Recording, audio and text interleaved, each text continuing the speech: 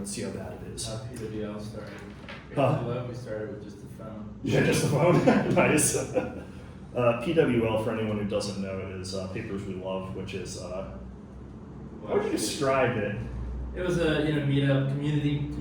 About like reading papers, but really learning about the ideas behind industry and academia and how that came to be. Yeah. But it got pretty big. We had like 30 countries at one point. Yeah. And we had a conference, but yeah, it started on a phone. Yeah, that's great. Yeah, so go look up their videos on YouTube. There's A lot of the it's good to describe community. A bunch of local meetups had their events and record them. Yellow Paper, Distributed Systems, Two-Phase Commit, Paxos. Yeah, a lot of classic computer science papers, really interesting stuff. Cool. So today my talk's going to be about misunderstood mute. I pronounce it mute. I don't know if it's. I've heard some people say mut. I pronounce it mute, and it doesn't mean mute the audio. It's short for mutability, which is maybe confusing to non-native English speakers. So let's look at how variable assignment works in most languages. I've given an example here of Python. Basically, who said that? I have a love-hate relationship with Python. In Python, you can just write x equals 42, then later you can write x equals 43, and now x equals 43. It doesn't really care. Variable assignment in Rust. What happens when you do this? If someone who has not used Rust very much before, you might think it's going to behave like Python and now x is 43. That actually isn't what happens. The compiler will tell you you cannot assign twice to immutable variable x. And then it gives you this really nice ASCII art view of your source tree. And it tells you that first you, in your let x equals 42, assign to it, and then later it says you can't assign to it twice because it's an immutable variable. So in Rust, variables are immutable by default, which means you can't assign to it twice. And the compiler gives you this helpful tip. You can consider making this binding mutable. We will get into that in a moment. Something else you might see next, if you're reading through the Rust book, is something like this. Now, this code actually does compile. First, it assigns 42, the value, to the name x, and then it assigns the value 43 to the name x. And what's happening here is a little bit subtle. It's doing something called shadowing, which is basically renaming a variable that used to be previously in existence. But this isn't actually the same thing as a value assignment. It's not like if you're writing C or something, it's not like you're reassigning what this thing points to. It's not like pointer access in our language. These two x's are very distinct values. And if you're here for the previous talks, then you might remember that on line 3, then the x that was declared on line 2 actually goes out of scope. And so in this case, it's just an integer. This probably gets optimized out by the compiler in release mode or something like that, and doesn't really do anything. But if this were a file handle or something, then this could be a little bit more consequential. So it would create a file handle on disk. Maybe it creates a file that you have the write pointer to, and then if you reassign it to something else, then in this case of shadowing, then the original value of x goes out of scope, and so your drop operation would be called. It would clean up the file, whatever it needs to do. And because it's not like pointer reassignment, the type doesn't even have to be the same. Instead of doing let x equals 43 on line 3 in this example, we could have done let x equals the string foo or something like that. And the compiler lets you do this. You're not actually introducing any problems in your code. You're just saying the old value of x doesn't exist anymore. Now I want x to be this string. And yeah, the original value goes away. Can you think of it as effectively just the variable reset? It's just everything from before, just forget about it. Yeah, basically.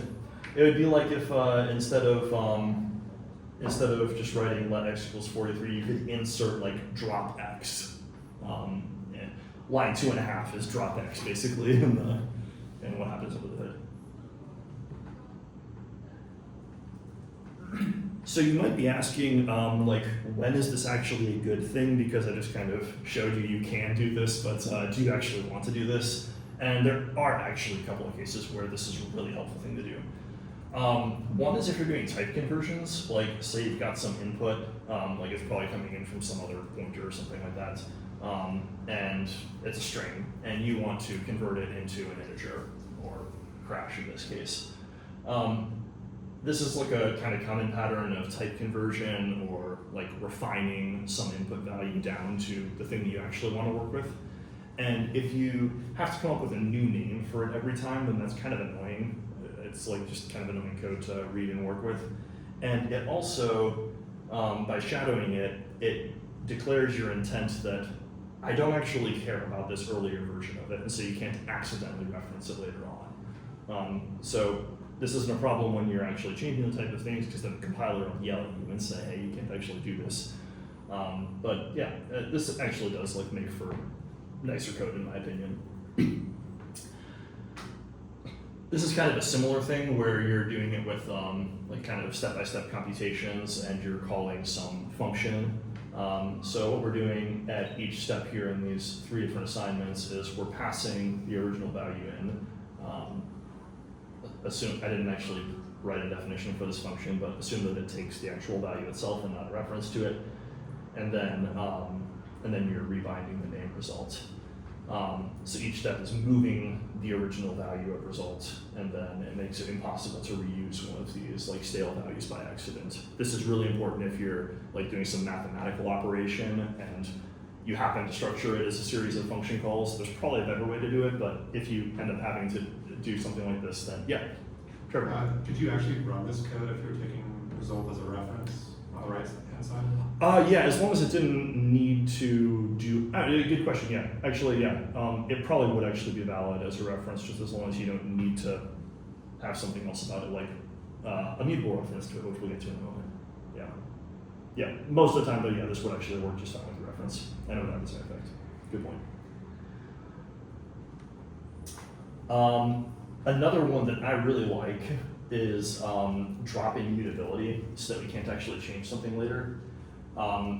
This is a contrived example of making some configuration from some, like, you start with some defaults and then you set some values on it. Like in this case, it's a like HTTP connection pool or something. You create a config and then you set some properties like the host and the port.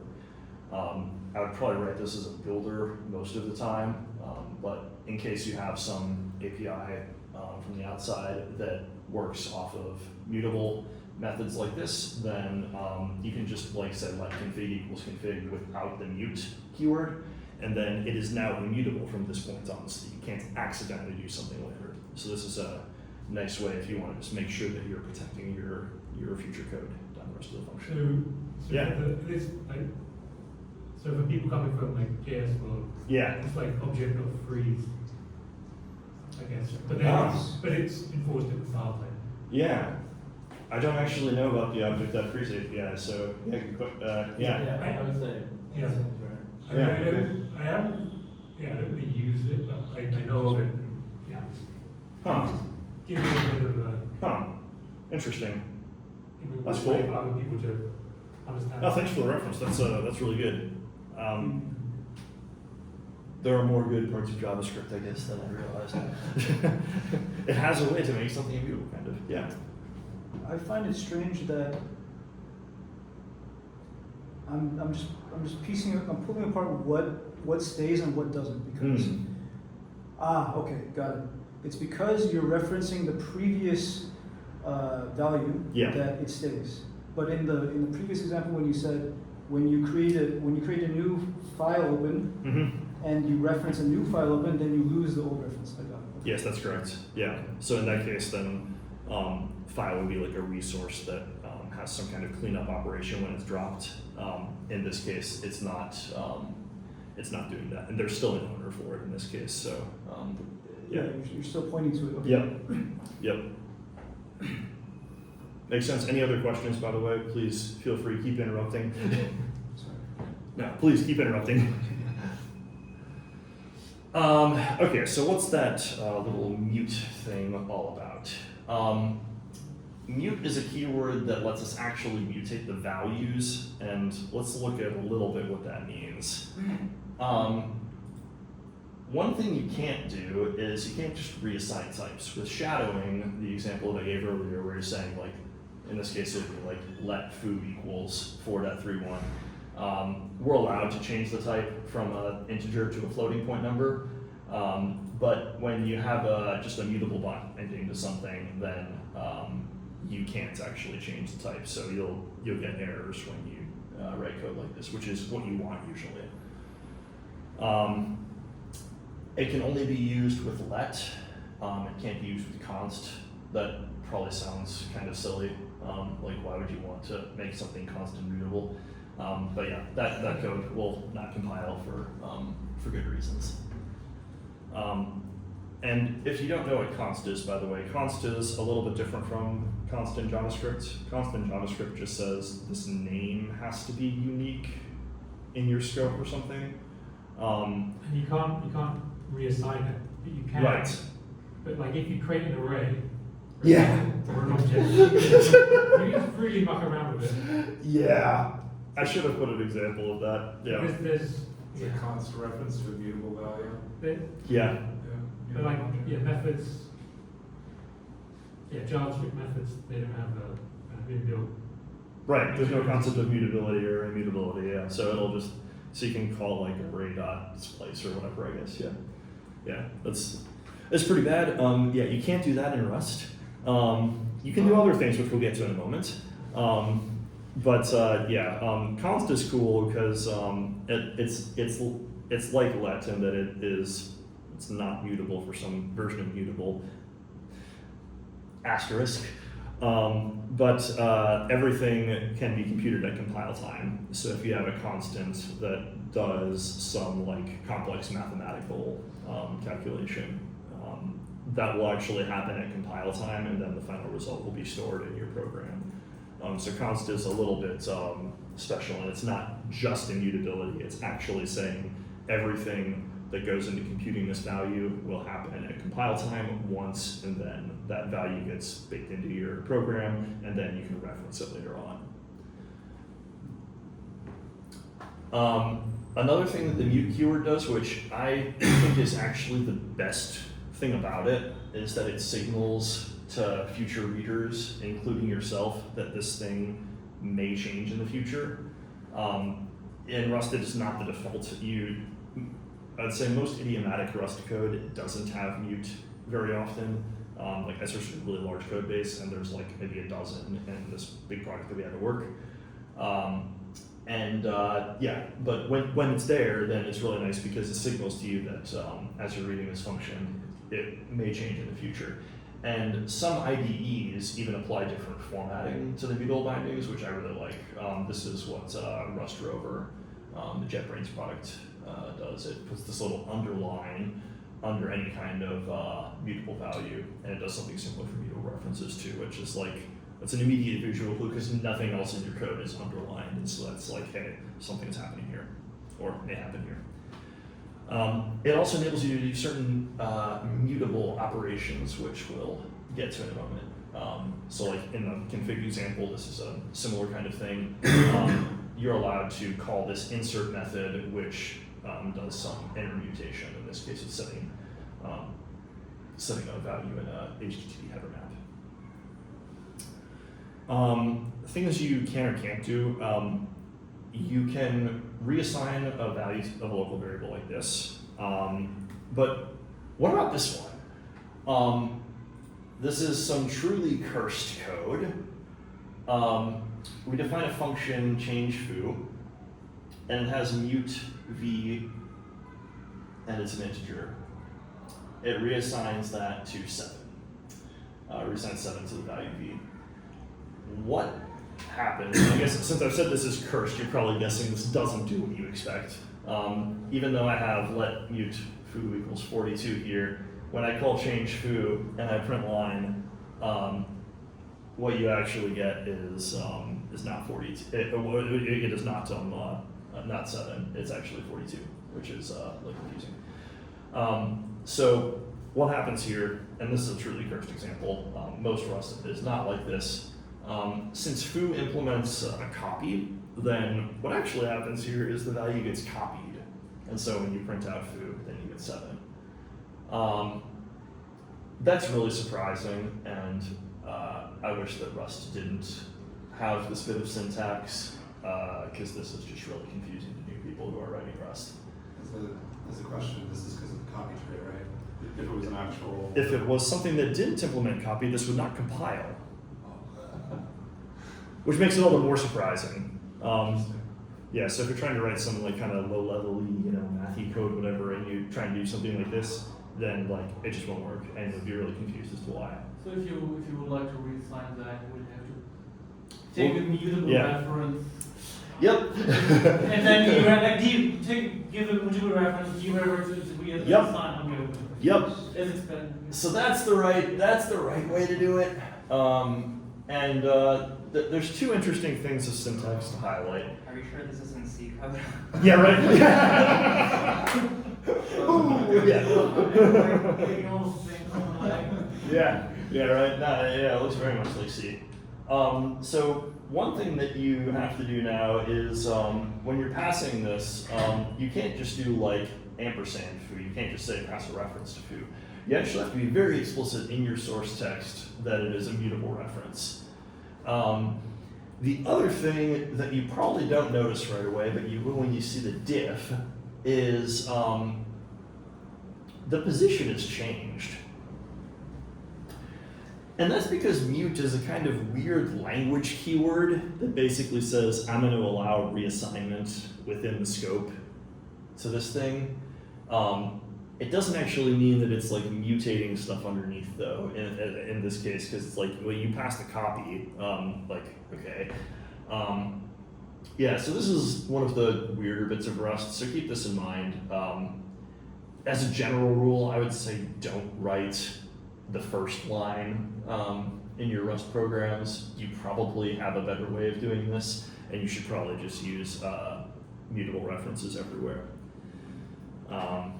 Yeah, so just said a second ago, we wouldn't have such a confusing time if we had used a non-copy type, but I picked this example, which looks a lot like C because it is just particularly cursed.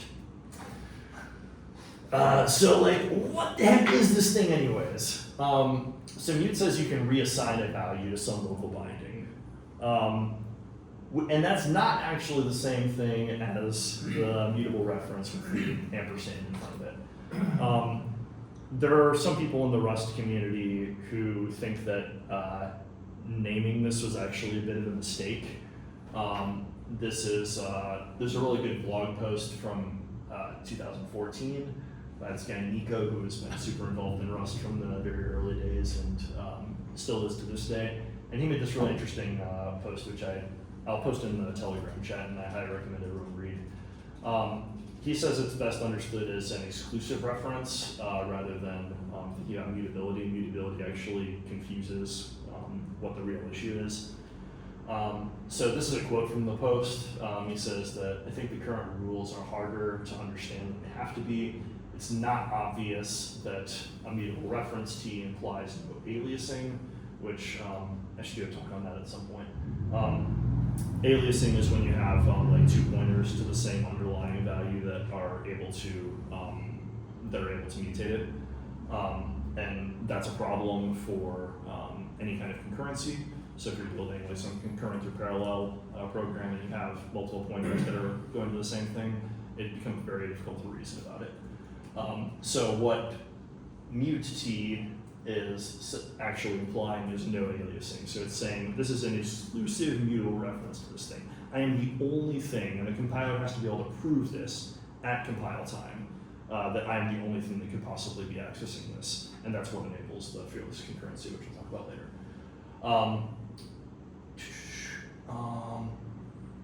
Yeah, and then the notation is kind of funny too, because it's got this like mute thing in there, which implies that this allows mutation, but that just a regular reference to some type is immutable. But that's not actually the case. Some types like cell, ref cell, these things, they have this concept of interior mutability. So you can do something in a safe API without using the mute keyword. And it's completely safe. It's using unsafe code under the hood, but it's not violating any of the principles that make Rust code sound. So yeah, and nobody can agree on what to call them. This is in 2014, and nothing has changed. Immutable or immutable reference is the most common thing to say, which is what I've done so far, but it's not really quite right. So I think he suggested calling it like unique or something like that, and that kind of conveys the value of it more. Yeah.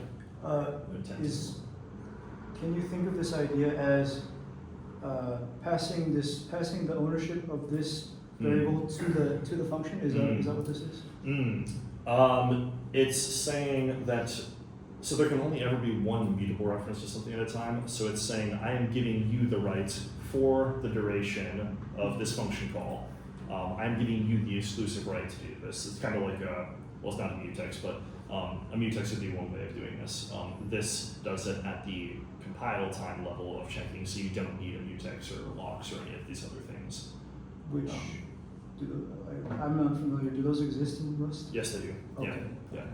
Yeah, those exist. So that would be one way of doing this thing in like a highly concurrent parallel program. You would use mutex, or you can use channels or atomics or other kinds of concurrency primitives. But this is the simplest and least overhead way, because the compiler has to be able to prove that there is only ever one of these at a time. Okay. And so yeah, it's not actually passing the ownership. In this case, the caller is still the owner, but this is the only thing that is allowed to mutate it at this point. Until the function returns, then the caller becomes the only thing that's able to use it. In this way. Does that kind of make sense? I guess you could say the issue that that Nico's talking about here is that it doesn't actually define as much information by being under the term mute. Yeah, it's actually misleading too, because it, like this like confused me too, because it's like, you know, like refcell or whatever doesn't actually require a mutable reference in order to set the internal value that it's boxing. So that's one of the less great things about Rust that I think is super confusing to beginners. In this post, he also makes a somewhat controversial opinion to remove mute as a separate keyword. The first time I read this, I was like, wait, what? But he's got a really interesting insight. He says that Rust programs would be equally sound if you just declared all bindings as mute, and this is correct. It's not very intuitive, but there's nothing unsafe about or unsound about your program if you just declare everything as mute. But there is definitely some value in being able to declare, like I showed in this screenshot back here, the editor even gives you these hints that, hey, this thing might change in the future. So, like obviously this post was written 2014, that's like what, over 10 years ago? Wow, yeah, over 10 years ago. That was before Rust 1.0, I think, and we're still with it as things are today. But yeah, I thought that was an interesting thought experiment for sure. Okay, so we talked about the mute keyword without the reference. What can and can't you do with the, I'll now refer to them as exclusive or unique references because I think that's clear. So even if you have a reference, you can still write to any struct fields that are visible in your scope. So in this case, this is all in one file, so the mutated function is able to see the x value of the struct. And so this code will do what you would expect. It will actually mutate the value, and then if you were to inspect it, it would say that v.x is 42. You could not, by the way, so this is what the new reference enables. You could not do this if this were just a reference to foo. you would have to have either an owned value or a mutable pointer in order to change that. Mutable reference, unique reference. I'm not going to call them mutable references anymore, unique references. You can also call methods on a struct which take mute self as a parameter. This again enables you to actually reassign what the value of x is internally. You could not do this if this were just a reference to self. It needs to be mute self. So this code will also do what you expect. And you're only allowed to call, oh, I messed up this example, I'm sorry. That's supposed to be value.mutated. It's supposed to be a method call. I'm sorry, I messed up this slide. Yeah. You could not do that if, and there would be no arguments in that call. You could not do this if this were not declared as a mute value first. So, okay, interesting, details of the language. Why does this all matter? Why is this like something you should care about practically? Normally in Rust, you don't have to guess whether a value can just change underneath you when you're reasoning about your code. So like, this is a hilarious Python example. Picking on Python today. Sorry for the church definition, but this function evil, it actually mutates its input arguments, and there's no way for you to know as a caller without looking at the code of this function and everything that it calls and everything that calls down the entire call graph. There is no way for you to know or to enforce that that the input value is modified or not. And this actually bit me just yesterday. There's this library that I was using to do some operations on GeoJSON, and when you call this fixed GeoJSON function, it returns a value, the new updated GeoJSON, and it also mutates the input. And that's like extremely surprising, and you need to document this at the API level. And that's just bad. You can do all kinds of very, very abusive things like this in Look at a Python. Python notebook. Yeah. Like an ML notebook. It's the hell of mutation. Oh, yeah. You got to run all your cells in the right order. Yeah. This is to me. Actually, after clear the interpreter states, you could actually run all the cells in the right order, and then you would get potentially a different result the second time depending on your code. Yeah, it's fun. That's an interesting response by the developer, by the way. Yeah, that was it. I will not comment on that. Yeah, that was an interesting response from the developer. Yeah. Apologies if you're watching this. I think that's confusing API. Yeah, and we talked a couple times about ref cell and similar types. The interior immutability can change in a way, but it can't do it in a way that's like surprising to you or cause any correctness issues. Like that's one of the cool things about Rust. And unsafe is like kind of misunderstood in a lot of ways. Just because something is unsafe doesn't mean it's unsound or surprising or has potential to go wrong. So it's just that you can't prove to the compiler that something is correct using the limits of the type system. So yeah, the rules around mute are really a big part of what enables Rust's fearless concurrency, particularly with the unique references, because you don't have to write so much code with like mutexes or locks or things like that, and you don't have to worry about this like weird Python code that's going to go and just like randomly do something mutating its input. Cool, that's all I got. Any questions? Otherwise, we go on to Zishan's talk. Can I just, so new to the idea of ownership, so I'm just curious about, like, the question I asked earlier about, like, can I think of a passing to a function with a mutable reference? Is that effectively like, maybe I'm gonna just try and yeah, sure, yeah, go for it. Yeah. Is that effectively like an automatically released borrow? Like I'm passing the reference, and then at the end of it, it just gives me back ownership. Yeah, that's a useful mental model for it. Yeah. Okay. Yeah. You're saying for the duration of this function call or whatever, then I have a reference, whether it's mutable or immutable, I have a reference to it, and then at the end, nothing. My claim is gone, and then the rest of the code goes on. So you don't have to worry about like, oh, what if that function is still holding onto this reference and passed it to some other thing? Like you just can't do that. Okay, and then also if I call it like, can I say the default behavior of calling a function without a reference Yeah. is that you copy the value over to that function, and there is no references involved here. If there's no references involved, then the default for copy types, I believe, is to copy them. Otherwise, it would actually be a move. So then, like, say, let's use a real type, like a file handle Or a Go. clone. Or clone. Sure. You would have to make clone explicit though. Yeah. You'd have to make clone explicit. So yeah, you could pass a clone, and then you'd have two copies of it or two references to it or whatever. So that's one way of doing it. If you're just passing, but yeah, anyways, without the reference qualifier, then that function takes ownership of it, and then the binding to foo or whatever you passed in is no longer valid in the parent scope, unless you do something like clone a copy of it. Okay. Which is, there's a chapter